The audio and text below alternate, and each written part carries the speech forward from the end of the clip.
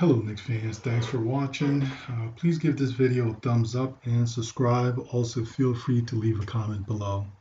Hey guys, I wanted to comment you guys with something a little different. I wanted to make a series of videos that allows us to analyze the Knicks rotation using box scores and player stats.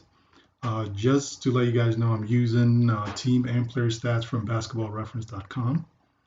And so the goal of these videos is we want to see if we can create the most optimal lineup the Knicks can put on the court. We want to be able to do that ourselves using the statistics from basketballreference.com, right? And so we want to ask ourselves, this optimal lineup that we have, is it really a good optimal lineup, and is it going to really help the Knicks win the most ball games? And it'll be really cool if we can actually finish the initial part of our analysis that allows us to put together our initial optimal lineup. And we want to be able to compare our optimal lineup to the Knicks' actual lineup, or the Coach Tibbs' actual lineup, the lineup he's actually playing. And the thing that'd be really cool will be if Tibbs have a different lineup than we have. Um, uh, is he still having positive outcome as a result of this lineup? And and so if he has a lineup that is not or a rotation that doesn't line up to our optimal lineup, and he's having positive outcomes, it'd be really cool because we'll then have to go back and ask ourselves why is that the case, and see if there was something we're missing in our analysis. So it'd be really cool to be able to do that. Um, and one thing I really want to say is this is going to be, I think, is going to be a really cool learning process for everyone, especially including for me, myself. And everyone can feel free to make comments and put their suggestions below. I'm not afraid to make changes or to say, or even to say that I'm wrong about anything. And so if you definitely have any suggestions or any like a different or even a better way to do this analysis, or anything that we can add to our analysis, a different method or anything, I'll definitely be more than happy to incorporate it in the analysis. And so feel free to comment below. And so with that all being said, so let's just kind of get more into this, right? So I started thinking about, I really started thinking about data and basketball a few years ago. It was around the same time. I started thinking about it only a few years ago when the Golden State Warriors and the Houston Rockets first really started their run.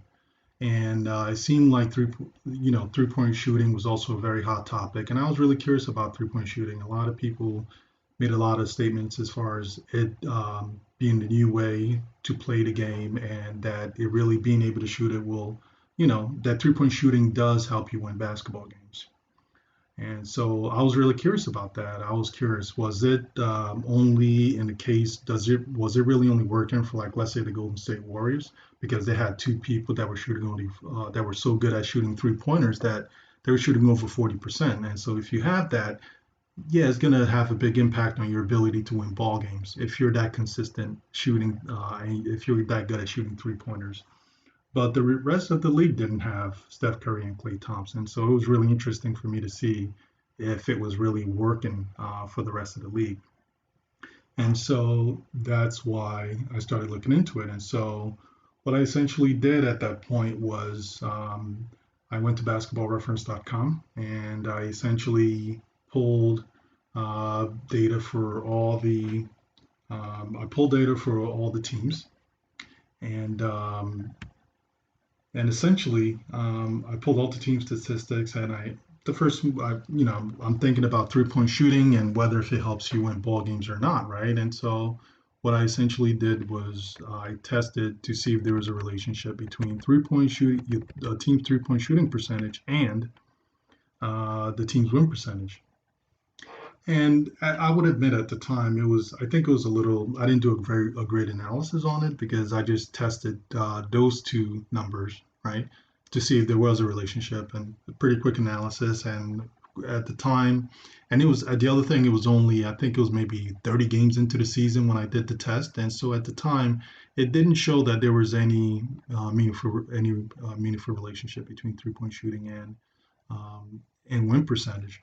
But what that also did for me though was I really started to it got kind of got the wood burning upstairs, right? And so I started thinking like, wait a minute, what other are there any stats on this box score that has an impact on a team's win percentage? And if there were, which one were they?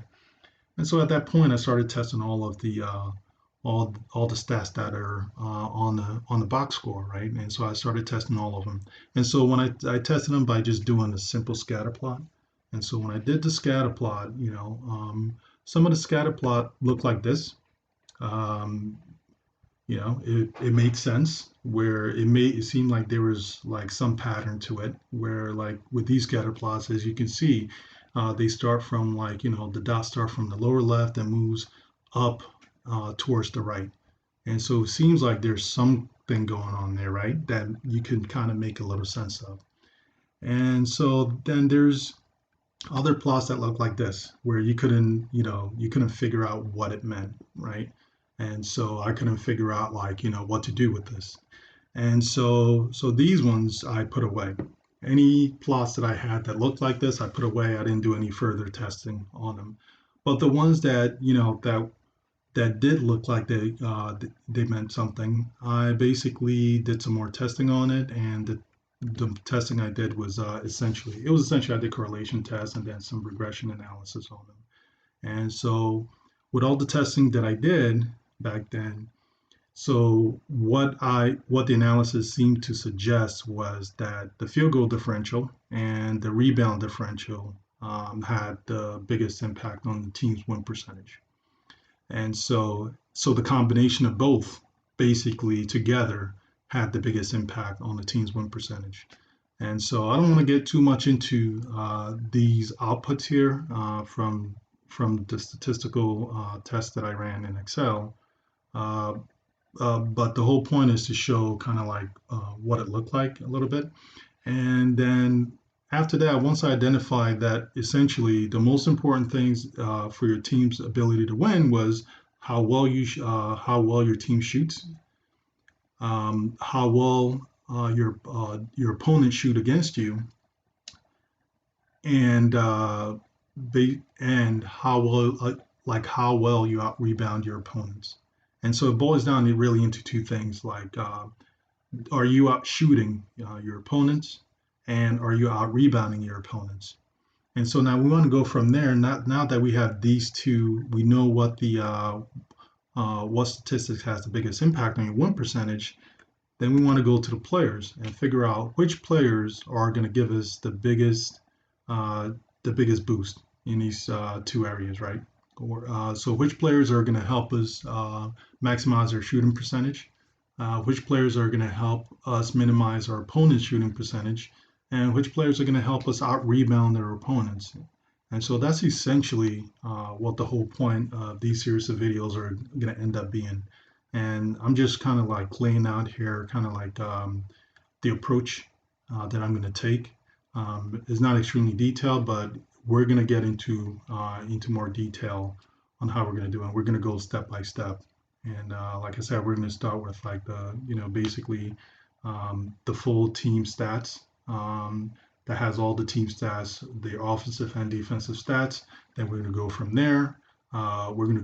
And get to this point where we're looking at all the players to try to figure out which players are going to be able to help us uh, maximize those areas that help the Knicks win. And so with this, basically with these series of videos, if you really want to get extremely involved, you do have to have some, statistical, some background in statistics, and you have to understand how to use some of the methods like regression analysis.